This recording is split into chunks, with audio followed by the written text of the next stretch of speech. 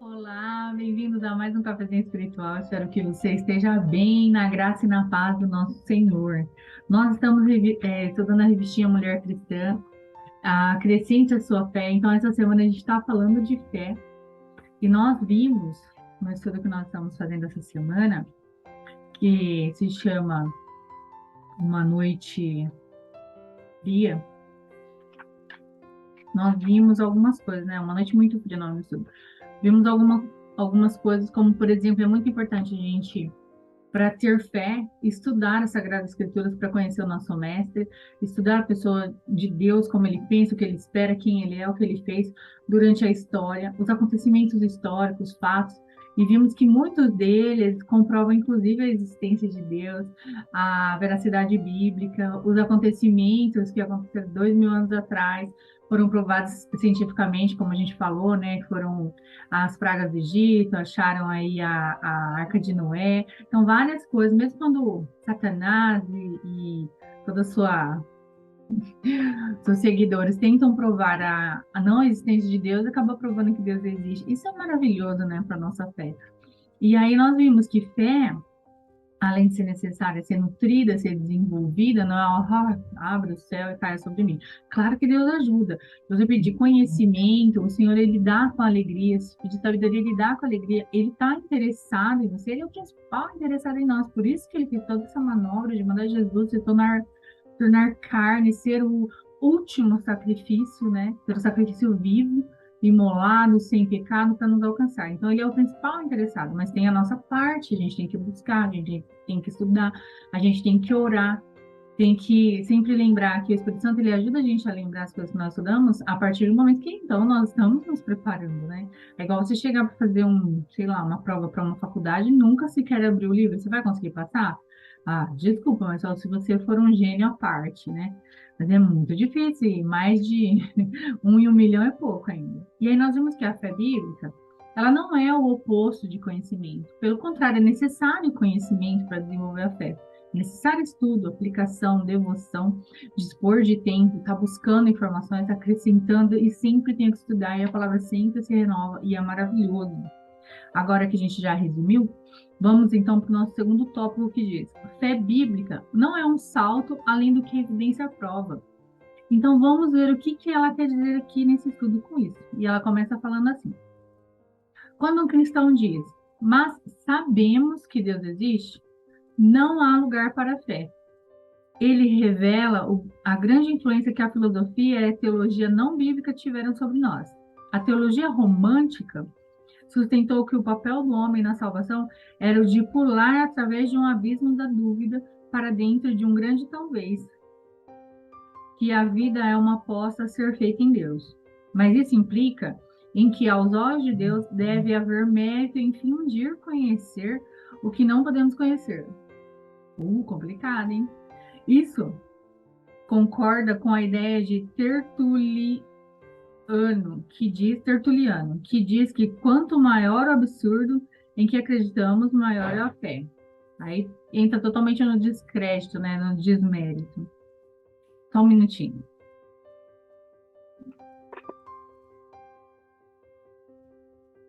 Tá pausado? Despausando aqui, esqueci do cafezinho, gente, não pode.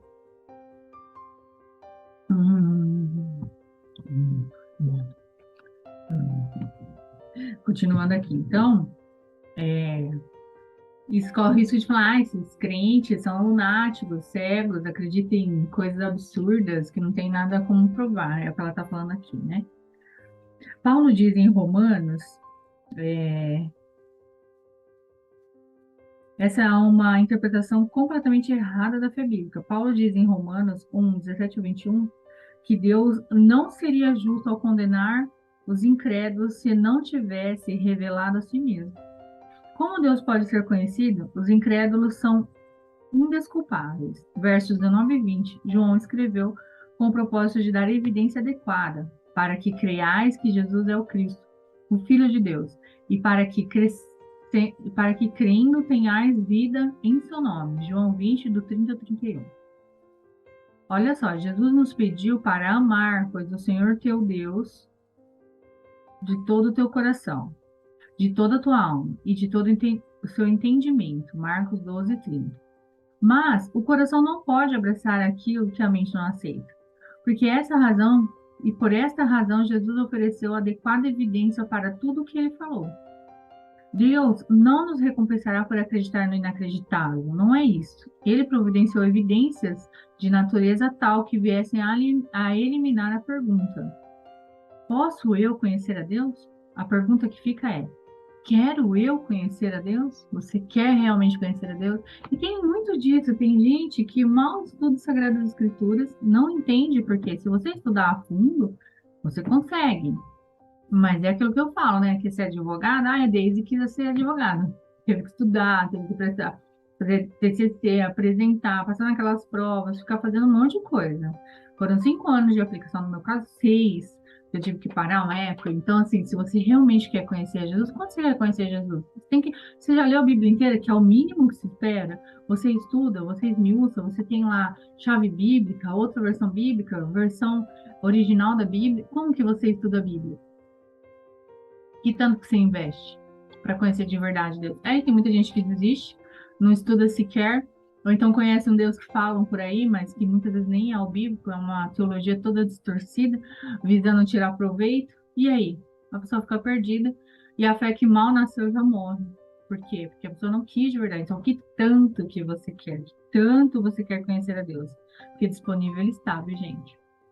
A filosofia moderna sustenta que todo o nosso conhecimento diário não passa, na verdade, de fé. A certeza é obtida somente nas evidências matemáticas e nas proposições analíticas. Admitindo isso, eu não sei verdadeiramente se Deus se a Bíblia é inspirada por Deus, se Jesus Cristo ressuscitou dos mortos. Apesar dos pregadores dizerem que sabemos essas coisas, estão, na verdade, afirmando que elas são altamente prováveis.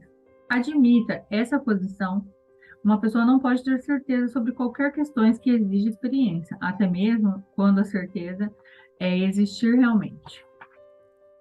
Este raciocínio se esquece do fato de que, além da certeza lógica, existe a certeza prática a ser tida.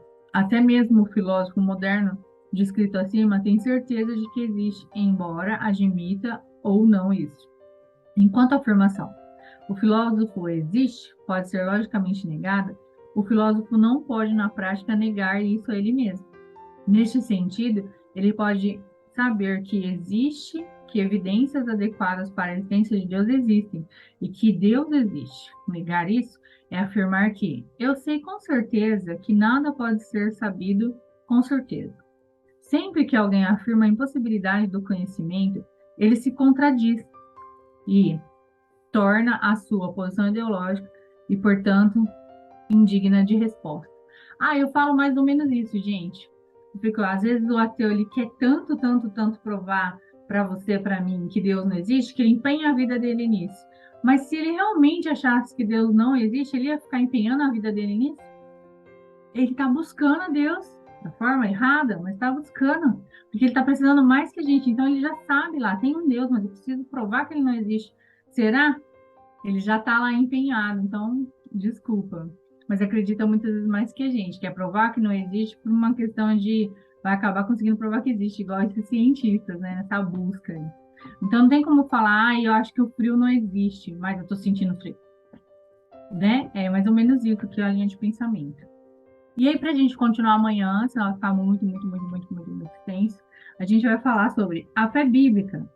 Não é parecida, não é parceira da dúvida. A fé bíblica não tem parceria com a dúvida.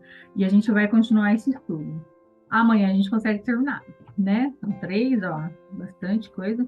Mas amanhã a gente termina e conclui. Então a gente vê a importância de saber defender a fé. Como você vai defender a fé? Se eu for definir que um carro é bom, o meu Gol ele é ótimo, ele é 2.0, ele vai de 0 a 100 em 30 segundos, ele tem computador de bordo, tem airbag, tem blá blá blá. Para falar que o meu carro é ótimo, Logo, eu tenho que entender no meu carro. Para falar sobre Jesus, a gente tem que saber a história, historicamente, biblicamente, o plano de Deus. A gente tem que saber o que é o cristianismo na prática, na essência. Então, não tem como a gente defender, na verdade. E é isso que ela está falando aqui.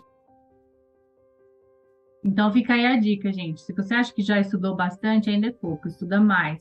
Se você já estudou a Bíblia com a visão histórica, você pode também estudar com a visão geológica. Pode ir lá na área da geografia, entender como funcionava a cultura desses povos, a localização, o clima. Sempre tem a acrescentar. Você não perde estudando a Bíblia e estudando de várias formas, como eu falei para vocês, historicamente, e agregando aí conhecimento, tá?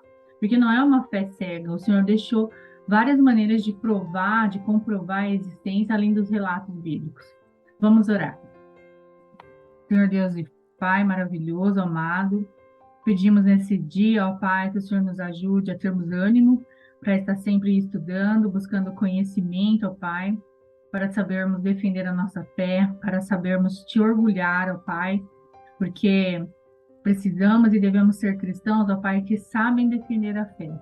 No meio desse mundo onde muitos são adeptos a tantas outras coisas religiosas, que nós sejamos a luz, que nós sejamos embaixadores, Senhor, com a nossa língua, Pai, afiada para defender o Evangelho, cheia de sabedoria, Senhor, que vem de Ti, cheia de conhecimento, Pai, e que com isso a nossa fé cada vez mais cresça, Senhor, cada vez mais se desenvolva e seja cada vez mais forte, para que de maneira nenhuma a nossa fé se abale, Pai, e que o Senhor abençoe todos os irmãos, toda a sua igreja, Senhor, para que tenhamos sempre essa disposição e esse ânimo, tanto, ó Pai, para estudarmos quanto para ensinarmos, Senhor, para evangelizarmos, ó Pai, e para cuidarmos, Senhor, uns dos outros. Em nome de Jesus, o nosso amado Mestre, que oramos a Ti, ó Pai. Amém. É isso, gente. Um beijo e até o cafezinho de amanhã. Tchau, tchau.